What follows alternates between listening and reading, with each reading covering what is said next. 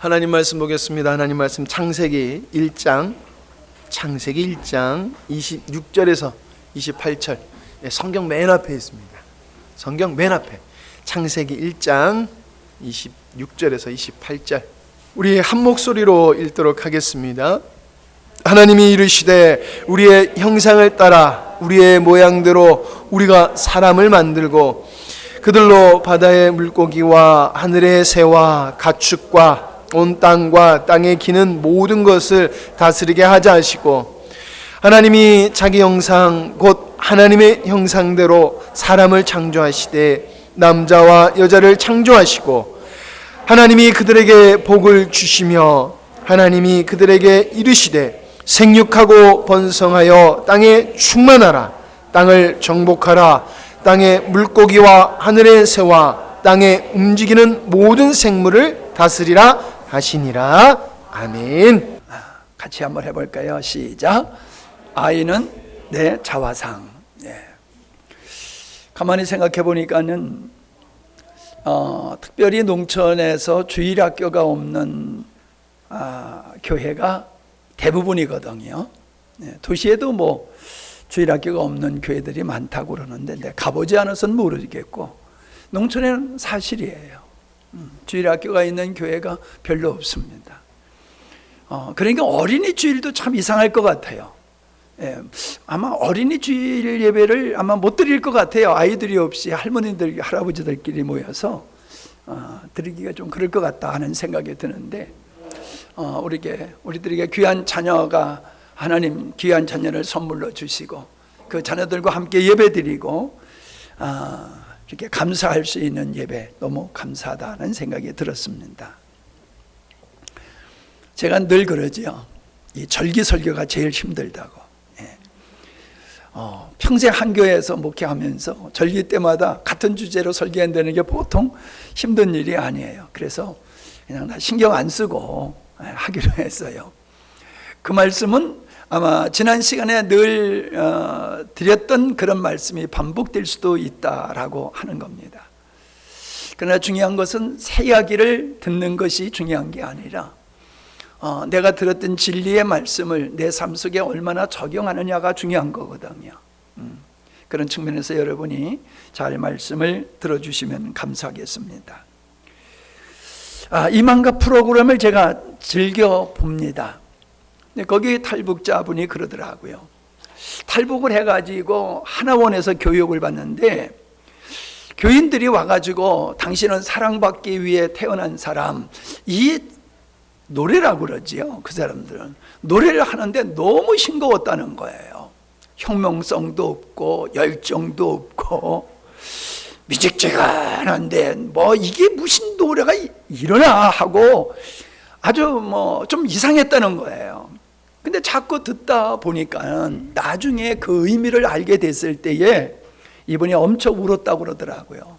야, 인간은 이렇게 존엄한 존재인데, 김씨 일가만 존엄한 존재고 북한에서의 대부분의 주민들은 노예로 살아가는 게 얼마나 비참한지, 거기에 살았을 때는 그걸 잘 몰랐는데 자유 대한민국에 와서 사람 대접을 받고 살아보니까는 정말로 너무 감사하고, 지난날이 너무 마음 아파서 그렇게 우시더라고요. 그렇습니다. 하나님은 오늘 말씀에도 나옵니다마는 하나님의 형상대로 인간을 만드셨습니다. 그래서 인간은 존엄한 존재입니다. 잘난 사람, 출세한 사람만, 능력 있는 사람만 존엄한 존재가 아니라 인간은 모두가 하나님의 형상대로 지음을 받았기 때문에 정말로 존엄한 존재다라고 하는 거지요. 우리는 남녀의 차별이 없는 하나님의 창조의 모습을 볼 수 있습니다. 가정에서도 질서 측면에서 아빠와 엄마와 부모와 자식이라고 하는 구별은 있지만은 거기엔 차별이 없습니다.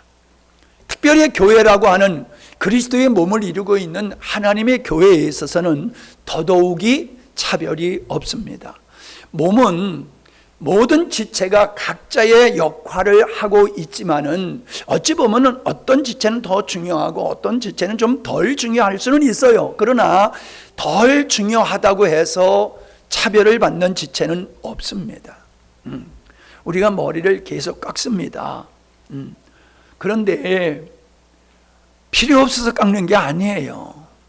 그거 없어 보세요. 있는 게 없는 것보다는 있는 게 훨씬 멋지잖아요. 어떤 분한테는 미안합니다만은, 없는 것보다는 있는 게 멋지잖아요. 여러분, 하나님은 그렇게 우리를 멋지게 아름답게 만드셨다는 거예요. 필요 없는 것 같지만은 필요치 않는 존재가 이 땅에 없습니다. 우리 육체 가운데나 우리 자연 속에서나 우리 사회의 구성원들 중에서 필요 없는 사람 없다는 거예요. 그러므로 여기는 차별이 있어서는 안 되는 겁니다. 그런데 인간은 차별화해서 살아가고 있습니다. 빈부의 차별이 있지요. 가진 사람, 가지지 못한 사람. 신분의 차이가 있지요. 사회의 지위가 높은 사람, 지위가 없는 사람 차별이 있습니다. 인종차별이 있지 않습니까? 우리나라에서도 인종차별이 벌어지고 있잖아요. 어느덧 우리나라도 이제 잘 살다 보니까는 또 인구 감소로 말미암아 외국 근로자들이 한국에 와가지고 노동자로서 우리가 해야 할 힘든 일을 대신해 주고 있지 않습니까? 고마운 분이지요. 그런데 그들을 하대하고 노동 착취를 하고 있는 게 사실입니다. 우린 역사를 보면은 검다고 하는 한 가지 이유로, 힘이 없다는 한 가지 이유로 사람을 잡아다가 짐승과 같이 노예로 사용했다는 사실을 우리는 잘 알고 있습니다. 성차별이에요. 우리 어머니들이 얘기하십니다. 우리 어머니들은 부엌에서만 늘 식사를 하셨다고 그래요. 그냥 부뚜막에 앉아가지고 삼동생가 모여 앉아서 식사를 했는데, 재미있는 이야기는 나무 함지다가 그냥 이것저것 집어넣어가지고 막 버무려가지고 먹는데, 다 먹고 봤더니 구멍이 소나무는 뭐라 그래요? 갱이라고 그래요? 갱이? 자꾸 헷갈리는데, 갱이를 뚫어진 게 있어가지고 천으로 이렇게 막아놓고 사용하셨대요.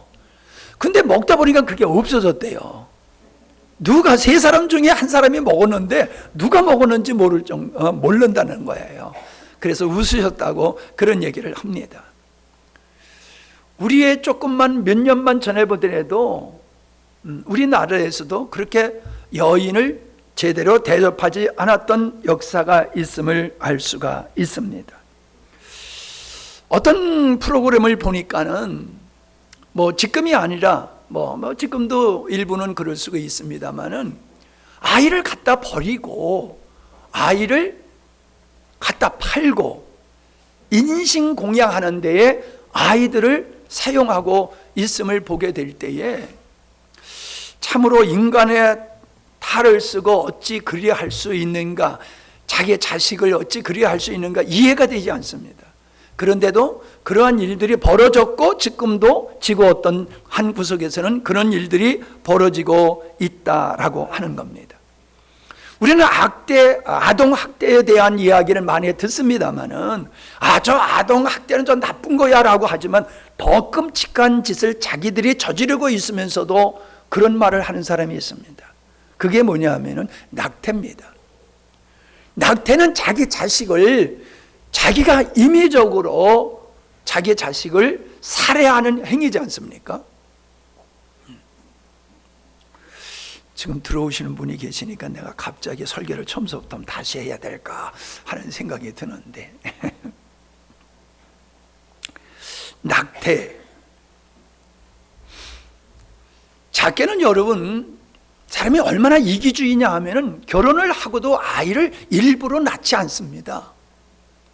내 몸이 망가진다는 한 가지 이유, 내 어떤 자유로운 삶을 자유롭게 누릴 수 없다고 하는 이유 등등으로, 경제적으로 어려움을 겪지 않겠다고 하는 이런 이유로 자녀를 낳지 않습니다. 여러분, 이건 극단적인 이기주의인 것을 우리가 알 수가 있지요. 동성애, 이건 성적 한 취향이 아니라는 겁니다. 동성애라고 하는 것은 하나님의 만드신 기본 질서를 부정하는 행위입니다. 여러분, 우리가 자연 질서를 파괴하면은 인류는 멸망할 수밖에 없습니다. 지금 뭐 중국에서 뭐 어떤 그 홍수라든지 또 산불이, 이 더위에 의해서 산불이 발생해 가지고 엄청난 피해를 입고 하는 이런 일들이 쉽게 일어나고 있지 않습니까? 이 자연재해라고 하는 것은 인간의 탐욕으로 말미암아 하나님이 만드신 질서를 파괴함으로 발생되는 일들이다라고 하는 것을 우리가 잘 알 수 있습니다. 그건 두려워하면서 아이를 낳지 않는다라고 하는 것은 자멸하겠다는 겁니다. 생각해 보세요. 나는 아이를 갖고 싶지 않아. 단순한 얘기가 아니잖아요. 그럼 아이를 낳지 아니하면 불과 몇 년이 지나가지 아니하면은 인구 절벽 시대가 아니라 이제 완전히 인간이 지구상에서 사라질 일이 벌어지는 일을 사람들은 자유롭게 행하고 있다는 겁니다. 그러니까 어떤 사람은 그래요. 그 난자은행, 정자은행에서 그 난자, 정자 사다가 그래서 임신하면 되지 않느냐. 뭐 또 이런 사람도 있어요. 결혼 안 하고. 제가요, 아이들이 웃기는 게, 아이들이 아니라 좀 웃기는 얘기가 뭐냐면, 내가 닭을 잡아먹는다고 그랬더니 깜짝 놀래요. 예? 아니, 닭을 잡아먹느냐고. 그럼 닭을 먹으려면 잡아야지요.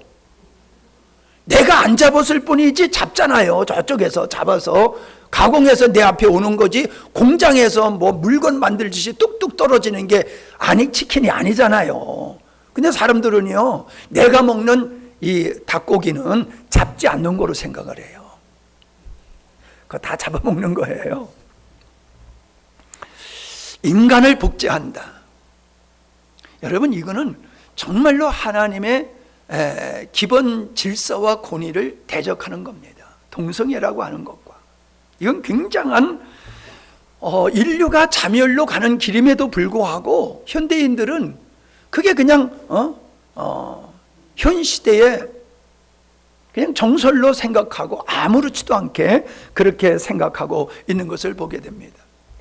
우리 성곤의 형제가 이제 지난주도 와서 같이 은혜롭게 보내고 오늘도 서울서 이렇게 와서 같이 예배를 드리고 있는데, 저 친구가 몇 주 전에 미국을 갔다 왔는데, 미국을 간다고 그러니까 그 전에 같이 지냈던 미국의 그 친구들이 모인다고 그래가지고 이렇게 모였대요.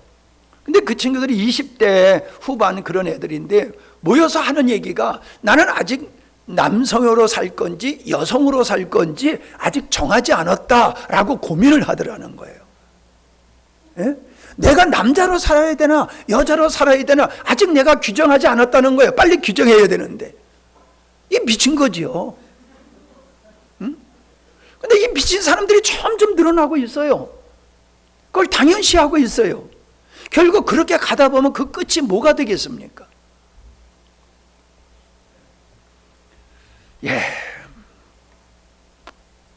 우리는 어린 아이들이 건강하게 자라고 우리 아이들이 행복하기를 원합니다. 여러분, 우리 아이들이 잘 자라기를 원하고 행복하기를 원하면 건강해야 돼요. 그죠? 육체가 건강해야 돼요. 정신, 가치관이 건강해야 돼요. 신앙이 건강해야지 됩니다. 이 중에 하나라도 무너지게 되어지면은 행복하게 살 수가 없어요. 우린 전인적인 존재이기 때문에 모든 부분에서 건강해야지, 한 부분이 무너진다라고 하면은 그것으로 말미암아 우리는 뚝이 무너지는 것과 같이 그렇게 인생이 망가질 수밖에 없다라고 하는 겁니다. 나는 이 땅에 많은 사람들이 지난 수요일도 말씀을 나눴습니다만은 강도만잔다라고 생각해요. 강도만난 자. 잘못된 이론, 잘못된 가치관, 잘못된 사상, 이 잘못된 것에 오염되어서 그 잘못된 것이 옳은 줄로 믿고 그렇게 살아가는 사람들이 현대판 강도 만난 사람이다. 전 그렇게 생각을 합니다. 인간이 동물과 다르다라고 하는 것은 인간은 인격적인 존재이기 때문이라고 말씀을 드린 적이 있습니다. 우리의 삶 속에서 인격을 존중히 하지 아니하면 동물이 지나지 않아요. 우리 삶 속에서 사랑을 배제한다라고 하면은 동물과 다를 게 뭐가 있습니까? 여러분, 교육이라고 하는 것은 기술교육, 지식교육이 교육의 본질이 아닙니다. 교육의 본질은 인성교육이에요. 사람을 만들어가는 게 교육의 근본이란 말이에요. 사람이 어떻게 살아가느냐 하는 방법은 그건 나중 문제라는 거예요. 우리는 인성교육의 포기의 시대에 살고 있다라고 저는 생각을 합니다. 왜 그러냐 하면은 학생 인권 조례라고 하는 걸 통해 가지고 아이들을 선생님이 체벌을 하지 못해요. 잘못을 해더라도 체벌을 하지 못해요. 아이들의 인격을 존중하기 위해서. 그래서 아이들의 인격이 존중됨으로써 아이들이 건강하게 살아갑니까? 또 방탕하게 되잖아요. 자기들 하고 싶은 대로 하잖아요. 공부 시간에 그냥 자도 깨우지를 못한다는 거예요. 네? 어린 아이들이 임신해가지고 학교를 나오면은 어떻게 합니까? 그 인생이 어떻게 되겠어요? 근데 그런 걸 자유롭게 생각한다는 거죠. 권리로 여긴다는 거지요. 인성교육을 지금 학교에서 하고 있습니까? 예. 선생님이 대답하셔야지. 예. 저는 그 얘기는 하면 또 그러니까 그냥 넘어가야 될 것 같으네요. 인성교육의 포기는 인간의 존엄성을 스스로 포기하는 거다. 저는 그렇게 봅니다. 그러면 교회가 해야 할 일은 바로 인성교육이에요. 하나님을 믿는다라고 하는 것은 창조주 하나님을 믿고 구세주 예수님을 믿는 것에 머무르면 안 됩니다. 우리의 인격이 성경적으로 성경에 근거한 인격을 형성하지 아니하면은 하나님을 믿는다고 하면서도 삶은 아주 예수님 안 믿는 사람같이 똑같이 살아갈 수밖에 없습니다. 역사 과목을 필수가 아닌 선택 과목으로 여긴다는 거지요. 여러분, 뿌리를 모르고 어떻게 살아갑니까? 역사를 모르면은 역사의 우리 조상들의 실책을 반복해서 할 수밖에 없는 겁니다. 역사를 바로 알 때에 자부심이 생기고 자긍심이 생기고 우리가 해야 할 일과 해서는 안 될 일을 규정하여 우리가 알 수 있는 것이지 않습니까? 나는 히틀러가 유대인들을 그렇게 많이 죽였는데, 살해를 했는데, 히틀러가 정권을 잡은 건 민주주의에 의해서, 선거에 의해서 히틀러가 정권을 잡고 그런 끔찍한 전쟁을 일으키고 유대인들을 학살했다는 겁니다. 민주주의에 의해서. 여러분, 제가 강조하는 이 말을 여러분이 잘 들으셔야 됩니다. 민주주의가 항상 옳은 것 같지만은 옳은 게 아닙니다. 잘못된 선택은 그런 인간 살인마와 같은 사람을 이 시대에도 만들어낼 수 있다는 겁니다. 더는 얘기하지 않겠습니다. 극단적인 이기주의, 극단적인 개인주의, 이것은 공동체를 파괴합니다. 가정이 파괴되고 사회가 파괴되어집니다. 교회도 갈수록 이 개인주의, 이기주의로 말미암아 그 친밀한 교제가 멀어지는 것을 볼 수 있습니다. 그전에는 목사님이 가정신방하는 것이 자연스러웠었지만은 이제는 가정신방을 쉽게 할 수 없습니다. 목사님이 가정을 방문한다는 것은 개인의 어떤 권리를 침해하는 것이라고 생각을 하는 거예요. 부모가 자식의 집에 가는 것조차도 자유롭지 못한 시대라고 그러잖아요. 그래서 열쇠를 아파트 이름도 이상해가지고 외지 못하게 하고 번호도 하나, 둘, 셋, 2중, 3중으로 해놔가지고 가르쳐줘도 잊어버려요. 적어놔야 돼. 가끔씩 써먹으니까 몰라요. 부모와 자식 간에도 단절되어지는 이런 시대가 이게 개인주의에 의해서 팽배에 의한 결과다. 저는 그렇게 생각을 해봅니다. 여러분, 인생을 출세하고 인생을 실패하는 사람들이 있어요. 다시 말하면 건강한 가정을 이루지 못하는 사람들이 많습니다. 사회적으로는 출세를 했어요.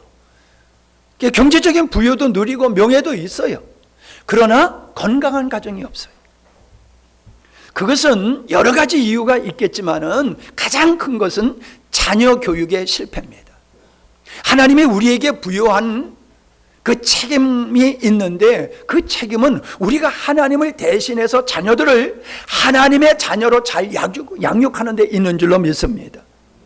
아이들이 잘 먹고 잘 살게 하는 환경적인 게 아니라 그들에게 인생의 본질을 바르게 가르쳐주는 이것이 부모의 아주 막중한 책무라고 생각을 합니다. 여러분, 승리라는 말과 성공이라는 말을 구별해서 한번 생각해 보시기 바랍니다. 승리라고 하는 것은 겨루어 이긴다. 그냥 경기장에서 서로 상대와 실력 발휘를 해가지고 내가 상대를 이기면 내가 승리했다 이거거든요. 승리의 빅토리 막 외치잖아요, 우리가. 여러분, 성공이라는 건 뭡니까? 목적과 뜻을 이룸을 의미합니다. 목적과 뜻을 이룸. 그러니까 우리는 어떤 삶을 살아야 되냐면 성공한다라고 하면은 내 자아, 탐욕적인 내 자아와 싸워서 이겨야 됩니다. 죄와 싸워서 이겨야 됩니다. 잘못된 가치관과 싸워 이기는 이 승리가 필요합니다. 어떤 사람과 이웃과 친구와 경쟁해서 이기는 것을 성공이라고 승리라고 생각하면 안 됩니다. 우리가 진짜 승리해야 될 것은 이웃이 아니에요. 그들은 우리가 더불어 살아갈 존재고 서로 도와서 서로가 행복하게 살아가는 데 있어서 필요한 존재지 경쟁해서 무찌르고 이길 대상이 아닙니다. 옆에 사람 한번 쳐다보세요. 뒷사람 앞에 사람 한번 쳐다보세요. 경쟁자가 아닙니다. 우리가 섬겨야 될 뿐입니다. 당신은 제가 섬겨야 될 뿐입니다. 시작. 경쟁자가 아니에요. 경쟁자가 아니에요. 우리가 지난주 얼마나 행복한 시간을 보냈습니까? 섬김을 통해서 얼마나 우리가 참 사랑의 아름다움을 맛보고 우리 마음속에 얼마나 행복이 넘쳤습니까? 이 행복이 그냥 끝나는 게 아니잖아요. 계속 증가하고 차고 넘치잖아요. 저는 그 끝이 어디가 될지는 모르지만은 계속해서 번져나갈 줄로 믿습니다. 우리는 훌륭하다는 말을 자주 합니다. 훌륭해. 제가 사전을 찾아봤어요. 훌륭하다는 말이 무슨 말인가? 우리 다 알죠, 훌륭하다는 말. 근데 한 번씩요, 익숙한 단어지만 사전을 한번 찾아보면 재밌어요. 예? 썩 좋아서 나무랄 것이 없다. 썩 좋아서 나무랄 것이 없다. 어떤 작품을 볼 때에 그런 걸 느끼잖아요. 작품을 볼 때 흠잡을 게 없어. 어떤 사람을 봤을 때 너무 잘생겼어. 머리끝부터 발끝까지 흠잡을 데가 없이 아주 잘생겼어. 훌륭하다. 작품이 훌륭하다. 근데요, 우리가 정말 훌륭하다라고 하는 것은 외모에 있는 게 아니잖아요. 어떤 사람을 보고 훌륭하다라고 하는 것은 외모를 보고 하는 얘기가 아니라 그의 인격이지요. 그의 인격을 보고, 그의 신앙을 보고, 그의 삶을 보고 나무랄 것이 없을 때 우리는 훌륭하다 해야지요. 세상적인 재능이 특출하다고 해서 그 사람을 훌륭한 사람으로 인식하다 보면은 우리가 속습니다. 결혼할 사람들 잘 들으세요. 얼굴 보고 결혼하지 마세요. 이쁜 사람도 한참 보면 몰라요.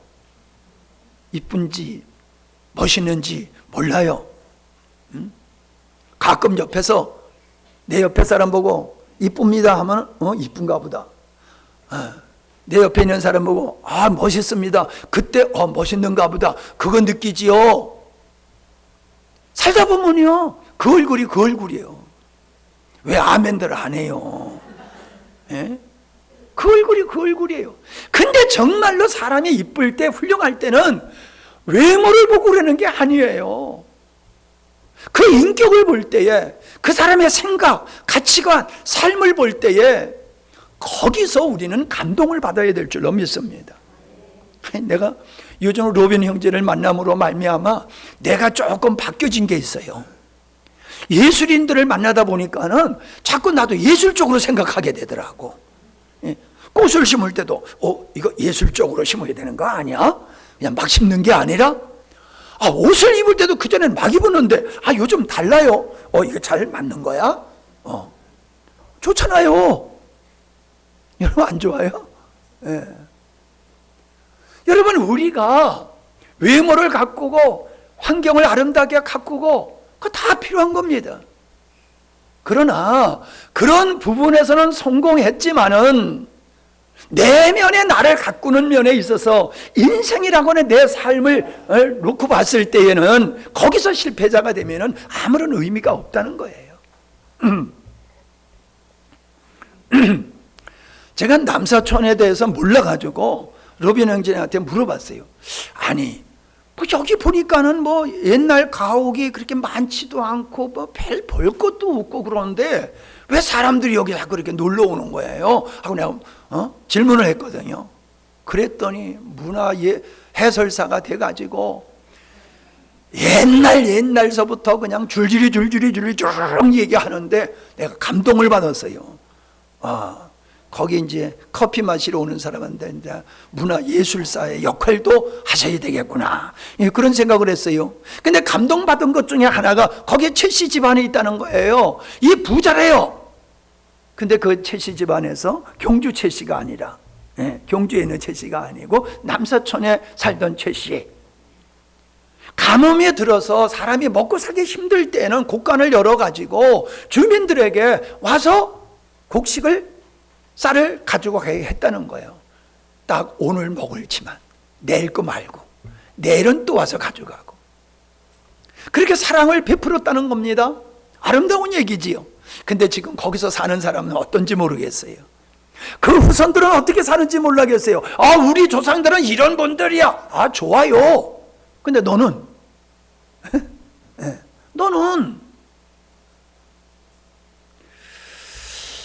여러분, 우리는 우리의 자신을 무리 속에 집어넣어가지고 군중 속에 숨어 살면 안 됩니다. 우리 과거가, 역사가 좋은 일도 있고 슬픈 일도, 아픈 일도 다 있지 않습니까? 우리 조상 중에 몇 대손은 어떤 분, 몇 대손은 어떤 분, 좋아요. 그 긍지 자부심을 갖는 거 좋습니다. 그래서 나는 지금 어떻게 됐냐는 거예요. 여러분, 많은 분들이 큰 교회 다니는 걸 영광스럽게 생각합니다. 나는 어떤 교회 다닌다. 나는 어떤 교회 다닌다. 좋아요. 근데 그런 큰 교회 다닌 당신의 신앙은 얼마나 아름답고 훌륭하냐 돌아봐야 된다는 거예요. 목사님의 메시지 좋습니다. 좋지요. 목사님 메시지가 좋아야지요. 그러나 그 메시지를 들은 당신의 삶은 어떠냐는 거예요. 귀만 즐거워가지고 귀만 커진다고 그게 무슨 의미가 있냐는 거예요. 나의 삶의 변화가 있지 아니하면은 도리어 하나님의 말씀이 우리를 교만케 할 수 있습니다. 그런 사람이 하나도 없기를 바랍니다. 우리는 우리의 자녀들을 내가 원하는 사람으로 만드는 게 아니라 하나님이 원하시는 사람으로 만들어 가야 됩니다. 너 하나 열심히 공부해가지고 너 하나 편히 잘 먹고 사는 게 아니라 너의 수고를 통해서 이 나라 이 민족이 나아가서는 하나님의 백성들을 위해서 헌신할 수 있는 인물로 만드는 게 우리가 기도해야 할 교육의 목표가 되어야 될 줄로 믿습니다. 공부해라. 너를 위해서 공부하라고 그러는 거야. 임마 이러지 마세요. 한동대학교 표가 있잖아요. 배워서 남주자. 우리 자녀들에게 그렇게 가르쳐야 돼. 한동대 출신이 여기 있구나. 그래서 그거 크게 얘기를 해야지. 그러면 우린 들어서 하는 얘기고 거긴 맨날 들었던 얘기잖아. 아주 그냥. 여러분, 모든 사람은 다 자기 거로 만들려고 합니다. 자기 거. 그러니까 서로 갈등이 생길 수밖에 없는 거예요. 내 것으로 만드는 게 아니라 나눠주기 위해서 열심히 공부하고 실력 쌓아야 될 줄로 믿습니다. 응? 성견이 남 주기 위해서 공부하는 거예요. 서울까지 가서. 목소리도 멋있어.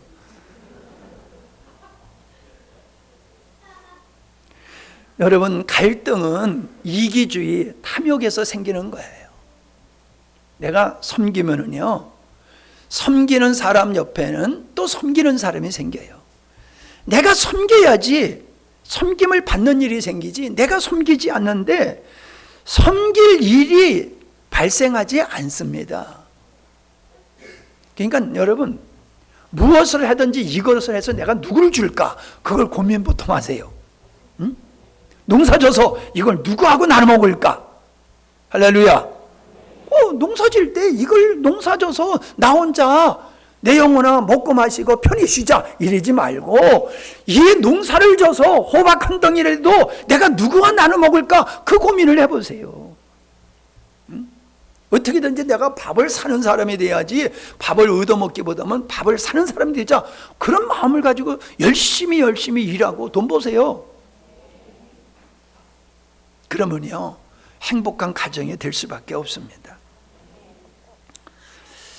오늘 말씀에도 우리 교동문에도 나옵니다만 잠언 22장 6절에 뭐랬습니까? 마땅히 행할 길을 아이에게 가르치라. 도덕과 윤리, 인간이 마땅히 지켜야 할 도리라고 그랬지요. 여러분, 인간이 마땅히 지켜야 할 것이 있어요. 그걸 가르쳐야 된다는 거예요. 그걸 가르쳐야 돼요. 그래서 제가 좀 생각하는 대로 몇 가지를 제가 뽑아봤어요. 몇 가지를 뽑아봤는데, 뭐 이게 전부는 아니지만은 오늘 어린이 주일을 맞이해서 우리 자녀들에게 어떻게 해야 되는가, 부모의 역할이 어떻게 해야 되는가 하는 걸 생각해 보면서 몇 가지를 뽑아봤어요. 첫 번째, 정체성 확립, 가치관 확립입니다. 이거는 인생의 아주 기초가 되는 겁니다. 기초. 내가 누구냐? 여러분, 나를 알아야지 내가 어떻게 사는지를 알 수 있는 거예요. 나를 모르면은 내가 할 일을 몰라요. 그래서 가정에서, 국가에서, 하나님 앞에서 내가 어떤 존재인지를 아이들에게 가르쳐 줘라. 두 번째, 삶의 이유를 제시해 줘라. 그냥 살기 위해서 먹는 거냐, 먹기 위해서 사는 거냐, 뭐 흔하게 그렇게 얘기들을 하지요. 어떻습니까, 여러분? 살기 위해서 먹는다, 먹기 위해서 산다. 그 말이 그 말 같아요. 근데 우리가 존재를 위해서 살아가면요, 동물에 지나지 않아요. 내가 왜 존재해야 되는지를 알아야 돼요. 내가 왜 존재하는지. 그건 정체성에서 비롯되는 것이지요. 그러니까 인생의 방향이 여기서 정해지는 거예요. 공부도요, 머리로 하는 거지만은요, 뜻이 있고 목적이 있을 때에 공부도 하고 돈도 벌고 가정도 아름답게 가꾸고 그런 거예요. 존재의 목적. 교회가 왜 있느냐? 교회가 왜 이 땅에 있느냐? 뭐 존재의 삶의 목적. 세 번째는요, 아이들에게 책상에서만 배우는 거 하면은 그건 이론이에요. 견면을 넓힐 수 있기를 바라요. 좀 우리 아이들 데리고 해외도 좀 갔으면 좋겠어요. 네? 이 목사님 그 좀 추진 좀 하셔. 엄마들 그냥 주머니에 탈탈 털어가지고 그래가지고 아이들 좀 데려가서 고생 좀 시키기를 바랍니다. 아이들 뭐 또 어디 데리고 간다니까 잘 할지 모르지만 가서 그냥 고생을 속된 말로 직사하게 오게 만들어야 돼요. 그래야지 우리가 얼마나 행복한 줄을 알고 왜 열심히 살아야 되는지를 알게 되는 것이지요. 견면을 넓혀라. 보고 들음으로 깨닫는 거예요. 이 보고 들음으로 깨닫는 것은 그냥 내가 돼버리는 거예요. 내가 돼버리는 거예요. 네 번째, 인내와 끈기를 길러줘라. 요즘 아이들은 너무나도 편안한 좋은 환경에서 자라나가지고 조금 힘들고 어려우면 금방 포기해요. 좋은 대학 나오고 좋은 직장에 가가지고 견디지 못하고 몇 달 만에 퇴사하는 아이들이 많습니다. 그 직장을 사람들이 못 들어가서 안달인데 들어갔다가 나와요. 실력은 있어요. 그래서 들어갔어요. 근데 견디지를 못하는 거예요. 공동체 생활에 익숙하지 않아요. 견디지 못하는 개인주의로 살던 그런, 그리고 자기 위함을 받던 삶을 살다가 조직 공동체 속에 들어가 가지고 그걸 견디지 못하는 거예요. 군대 생활을 힘들어하는 이유가 됐습니까? 우리는 아이들에게 의지력을 길러줘야 됩니다. 여러분 그 프로그램에 그 생전 그 프로그램이 있잖아요. 생존 훈련, 김종만인가? 그 이름 누구요? 김경만? 난 어떤 그 친구 대단해요 보니까. 저는 우리 아이들에게 그런 훈련이 필요하다고 생각합니다. 라면 하나 주고 3일을 견디게 한다든지, 추운 눈 오는 날 텐트 치고 바깥에서 하룻밤을 자게 한다든지. 그러면 엄마들이 난리 날 거예요. 애 잡으려고 그러냐고, 교회 보냈더니 애 잡느냐고. 아마 부모들이 반대해서 못할 거예요. 여러분, 우리가 사는 사회는 항상 안정된 게 아니에요. 어찌 살다 보면 우리가 견디기 어려운 힘든 환경이 우리 앞에 올 수도 있어요. 전쟁이 뭐 갑자기 예고하고 납니까? 우리는 극한 상황 속에서도 견디고 인내할 수 있는, 그것도 실력 중에 실력인 줄로 믿습니다. 아멘이 이쪽에서만 크고 이쪽에서는 아멘이 안 나는데 보니까는 학교 실력 그거 인내력 없고 지혜 없으면 써먹을 데 없어요. 그러잖아요. 나는 할 줄 아는 게 공부밖에 모른다고. 여러분, 우리는 안 하느니요, 공부만 잘하면 1등 사람으로 여겨요. 아니에요. 그 배운 걸 써먹을 수 있는 지혜가 필요해요. 힘들고 어려우면 인내로 관찰하는 끈기가 필요합니다. 우리 민족은 은근과 끈기가 강한 민족이다. 그런데 내가 봤을 때 옛날 얘기가 돼버렸어. 은근과 끈기는 옛날 얘기, 백의 민족 그것도 옛날 얘기가 됐어요.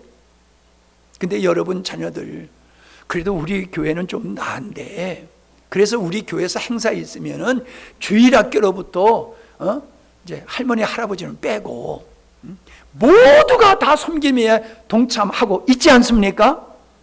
잘하는 거예요. 애들 좀 데리고 와서요, 아빠만 풀 베지 말고 애들 데리고 와서 같이 풀 베세요. 너는 위험하니까 구경만 하지 말고 너는 풀 좀 뽑아. 풀 뽑는 것 좀 시키세요. 땀을 뻘뻘 흘리고. 그것 아무것도 아닌 것 같지만요, 정말로 인생에 살아가는데 얼마나 필요한지 몰라요. 5번째, 책임의식과 질서. 요즘 아이들은 책임의식에 요즘 아이들이라면 또 이게 너무 그렇고, 하여튼 책임의식이 요즘 현대인들은 많이 떨어져요. 책임의식이라고 하는 것은 약속을 지키는 거지. 사람이 약속을 어기면, 약속을 지키지 않는 사람으로 인식되면 그 사람은 사회에서 매장될 수밖에 없습니다. 질서를 지키는 것은 공생하는 데 있어서 필수지요. 예의가 있어야 돼요. 예의. 어른이 애들한테 반말한다고 애가 어른한테 반말하는 그런 웃기는 그런 것도 동영상에 뜨더라고요. 어찌하면 그렇게 말을 만들어서 잘 하는지 몰라. 글쎄, 나이에 드신 분이라고 해서 젊은 사람한테 그냥 말을 함부로 하는 것도 그러면 안 되겠지요. 그러나 우리는 질서라고 하는 측면에서 어른을 존중하는 것은 필요하다고 생각합니다. 질서를 지켜야 돼. 약속, 예의. 내가 어느 집에를 방문한 적이 있어요. 그 부분이, 목사님, 우리 애가 너무 바빠서 목사님한테 찾아갈 시간이 없는데 목사님이 한번 저희 집에 들려주시면 어떻겠습니까? 몇 차례 그래서 찾아갔어요. 그랬더니 애새끼가, 그건 애새끼야, 집 방 안에서 안 나와. 얼마나 화가 나는지 몰라요. 아니, 내가 그래도 지를 보러 여기까지 일부러 왔는데 못마땅해도 나와서 코빼기라도 베어야 되는 거 아니에요? 목사님 오셨습니까? 고맙습니다. 인사를 해드려도 들어가야지요. 피곤하다고 안 나와. 그러니까 또 그래요. 애가 너무 피곤해가지고 못 일어나네요. 에이고, 못 일어나는 게 아니라 네가 그냥 내버려 두는 거다. 그렇게 가르쳐가지고 뭐 어떤 인생을 만드는 거예요? 그런 사람들이 많아요. 응? 예의가 없어, 예의가. 예의가 밥 먹어주냐고 그럴지 모르지만요, 여러분 예의가 없어 보세요. 찍혀가지고 직장에서도 쫓겨나게 되지요. 예의가 바르면요, 점수 50점 따고 들어가는 거예요. 좀 능력이 부족해도 참 저 사람 인간이 돼서 예의가 있구만. 그러면요 덮어줘. 근데 예의가 없어. 그러면요 그가 공궁에 처했을 때에 도와주는 사람 하나도 없어요. 그래서 아이들이 어딜 갔다 올 때에 그냥 빈손으로 달랭달랭 오지 말고 선물을 하나씩 사들고 오고, 어느 집에 갈 때라도 절대로 그냥 가면 안 돼요. 내가 엊그저께 누구에게 누룽지 선물을 했어. 이은정 집사가 갖다 준 누룽지 선물을 했더니 너무너무 좋아하시더라고. 인간답잖아, 그죠? 돈 있는 거 뭐 다 이거보다 도 우리가 맛있게 먹는 건데 나는 먹읍시다 하고 드렸더니요, 그 인간미에 이렇게 감동을 받으시는 것 같아. 잘 먹어. 누룽지 먹어봤대. 뭐 얼마나 잘 먹어요. 고맙게 잡수셨다는 거야. 고맙게. 빨리빨리 가야지. 큰일 났네, 시간은. 6번째, 협동심을 길러줘라. 삼겹줄의 비유가 있잖아요, 성경에도. 한 줄은 쭉 끊어지지만은 세 겹으로 하면 잘 안 끊어진다. 삼겹줄. 협동심이라고 하는 게 얼마나 중요한지 모릅니다. 개인의 능력보다도 이 시대는 협동해서 함께 만들어가는 시대를 살고 있어요. 근데 개인주의로 말미암아 이게 깨져가고 있지 않습니까? 협동심. 7번째, 양보와 희생을 가르치도록 하라. 양보와 희생이라고 하는 것은 사랑이에요. 이건 자연의 원리, 창조의 원리다라고 하는 겁니다. 이웃사랑과 연결이 되어지는 거지요. 희생과 양보는 공생할 수 있는 토대가 되는 겁니다. 인간은 홀로 살 수 없습니다. 더불어 사는 존재입니다. 8번째, 하나님을 사랑하게 하라. 여러분, 세상에는 거짓이 너무나도 많습니다. 그러므로 하나님의 말씀으로 아이들을 어릴 때서부터 전신갑주로 무장케 하시기를 바랍니다. 야, 성경 읽어라. 읽었냐? 읽었어. 그리고 끝나면 안 돼요. 너 오늘 읽은 성경 내용이 뭐냐?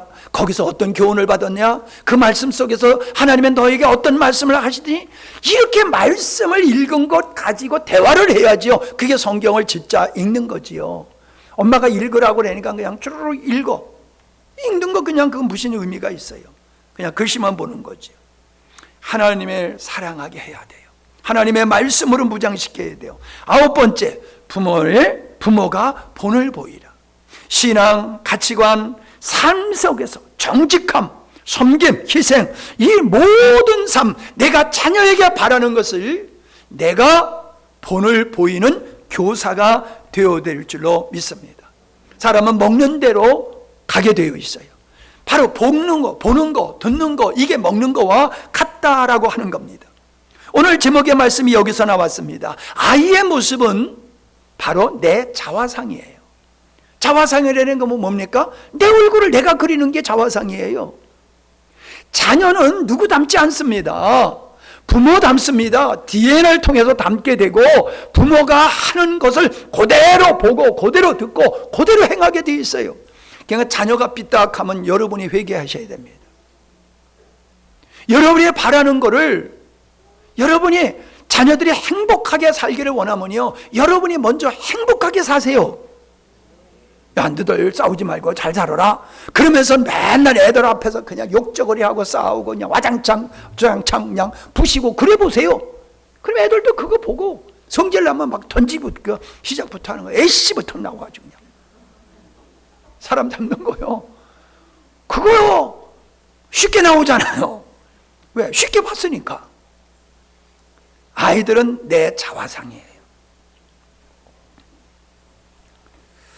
10번째, 아이의 미래를 너무 주장하지 말아라 라고 하는 거예요. 이게 상담하다 보면요, 우리 부모님이 나를 목사로 서원하셨습니다. 내가 목사의 길을 가야 되는 겁니까? 내가 목사의 길을 가야 되는데 내가 부모님의 서원했는데 이 길을 안 가가지고 내 인생이 이렇게 안 풀리는 거 아닙니까? 이러면서 와서 고민하는 사람들이 있어요. 아니, 헌신은 자기가 하는 거지 자녀의 인생을 가지고 내가 왜 부모가 서원을 합니까? 여러분, 목회자만 그런 게 아닙니다. 너는 의사가 돼야 돼, 너는 교사가 돼야 돼, 넌 뭐가 돼야 돼. 여러분, 이거는요 독선이고요 탐욕이에요. 하나님의 계획을 향한 하나님의 뜻이 있어요. 하나님의 계획에 어떤 재능을 줬어요. 그를 통한 하나님의 이루실 일이 있어요. 그거 이루면 될 줄로 믿습니다. 여러분, 무슨 일을 하면서 사는가가 중요한 게 아니에요. 어떻게 사는가가 중요합니다. 다시 얘기합니다. 무엇을 사면서, 어디서 무엇을 하면서 사는가가 중요한 게 아니다. 어떻게 사는가가 중요하다. 아멘? 한번 해보세요. 시작.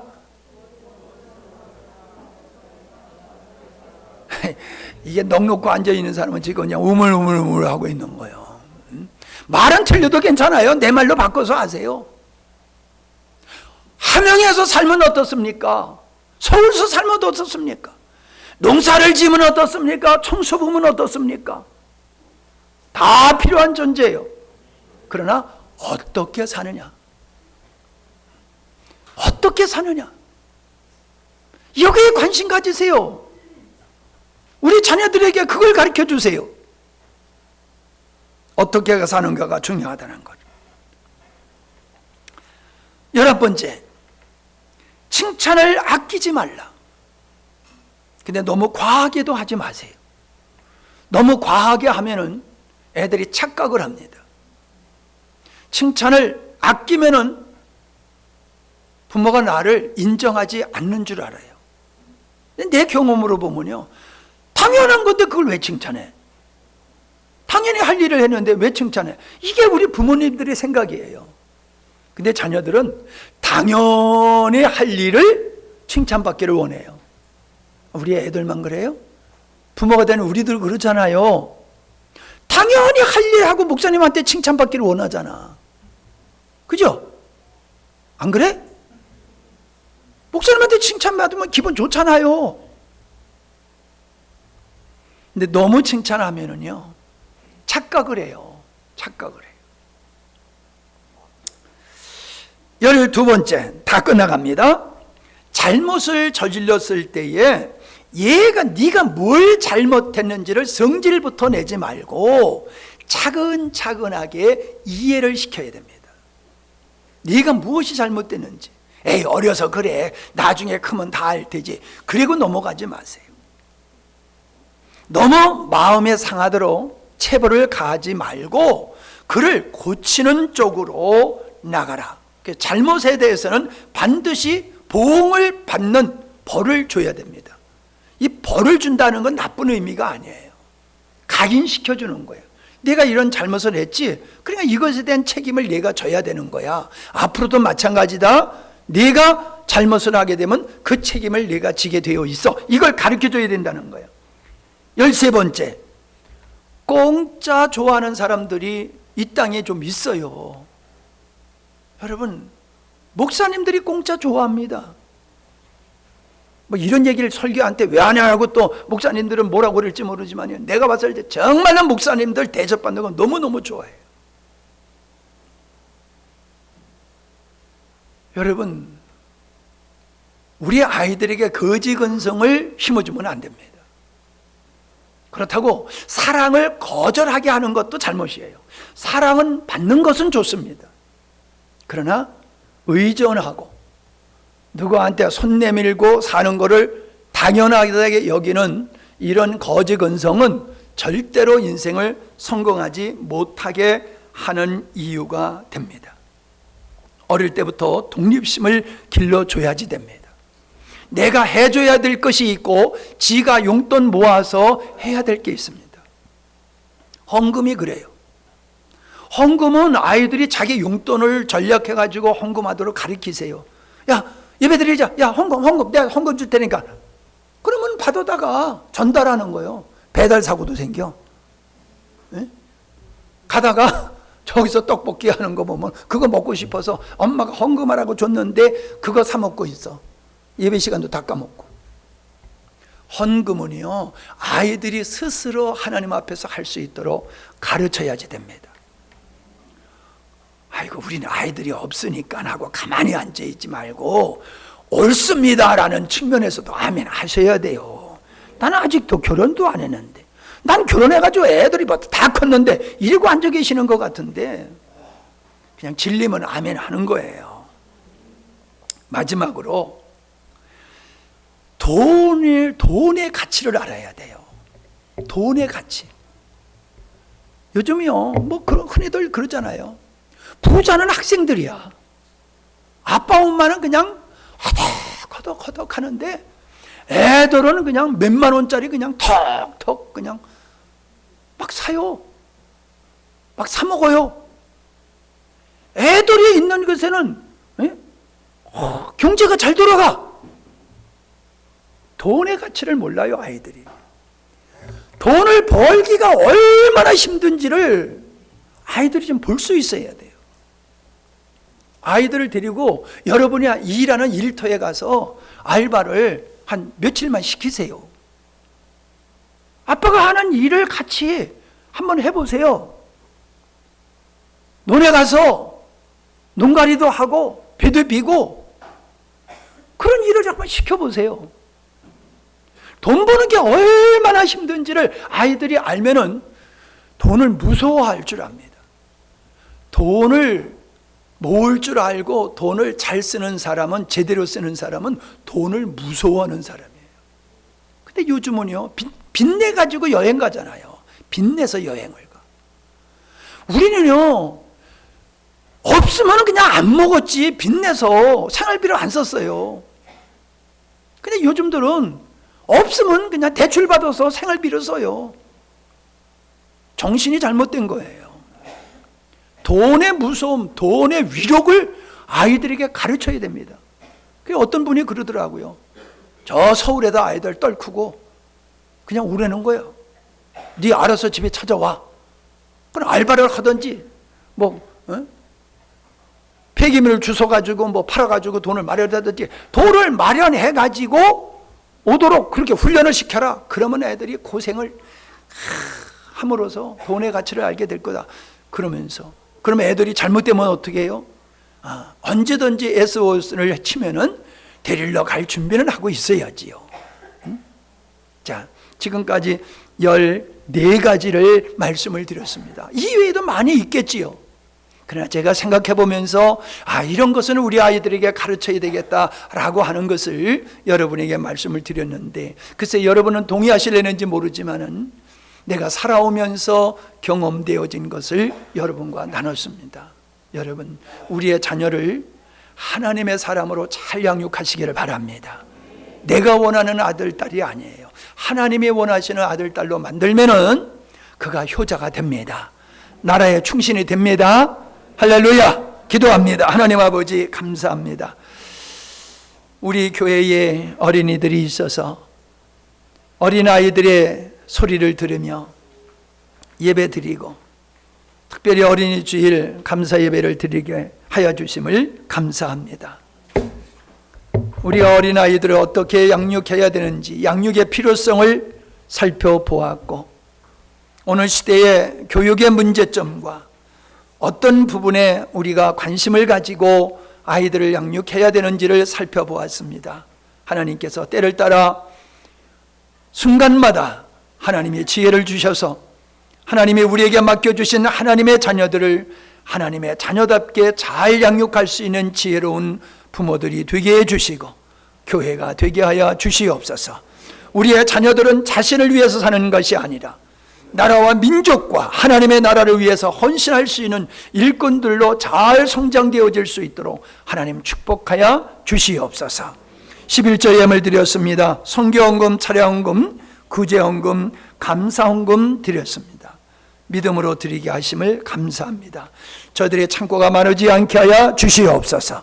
저희들의 손길을 축복하셔서 많은 사람들이 큰 은혜를 입게 하여 주옵소서. 연약한 육체를 가지고 있습니까? 정신적인 문제를 가지고 있습니까? 하나님, 주님을 만날 때에 이 모든 것들이 사라지며 치유의 역사가 일어날 것이며 하나님의 평강이 저희들의 심령 속에 임할 줄로 믿습니다. 우리의 삶 속에서 차별이 떠나가게 하시옵소서.